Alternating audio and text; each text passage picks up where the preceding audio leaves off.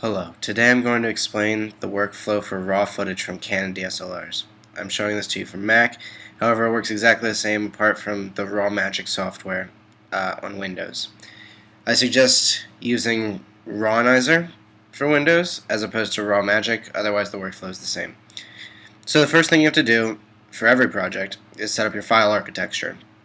Here you can see mine. I have a folder for my raw files, and a file which will contain all of the decompressed DNG sequences, and a folder for my proxies. The first thing you need to do is dump all your raw files into the folder you designated for the raw files. Then open Raw Magic and drag the clips you wish to decompress into the program. You can choose the camera you shot it on for a quicker process, or I'm just going to hit auto detect.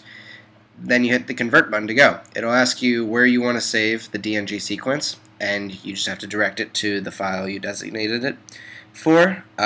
So I put mine in my compressed folder. When it finishes converting, you'll have a DNG sequence. However, this cannot be imported into Premiere, so you have to make proxies. Proxies are great because DNG sequence, even if you could put it into Premiere, it would take a lot of time to render because it has a lot of detail in it.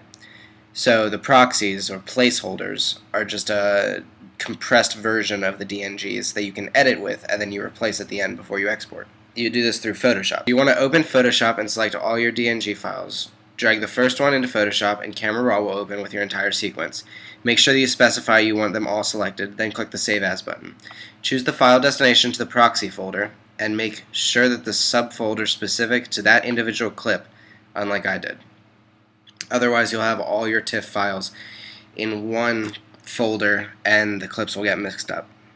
Next, choose the export format as TIFF sequence and click Done. In the bottom corner, you'll see that it's already started converting your files. And if you look in your proxy folder, you'll see that the TIFF sequence is starting to form. When you finish converting your proxies, open Premiere.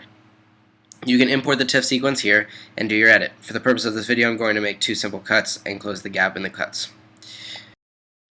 Now that you've finished your edit, you need to replace the proxy clips with the actual DNG sequences to get all that data. You need to do this through After Effects. Right-click on your clip in Premiere and click Dynamic Link to After Effects. When the file opens in After Effects, you need to right-click on the TIFF sequence in the browser palette and choose Replace Clip.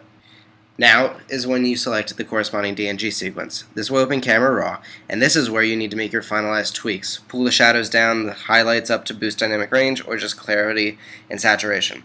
As long as you're happy with how it looks here, this is how it's going to look in your final project, or at least before you add a grade. When you're done, click Done, and the file will be saved. If you go back to Premiere, you'll see that the clip is updated to the DNG sequence.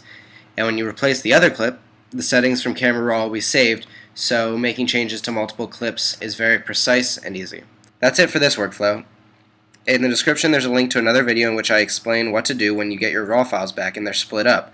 Sometimes if RAW files are too big, it'll split up the data between a raw file and R00 file, and if it's big enough, an R01 file, or maybe even an R02 file.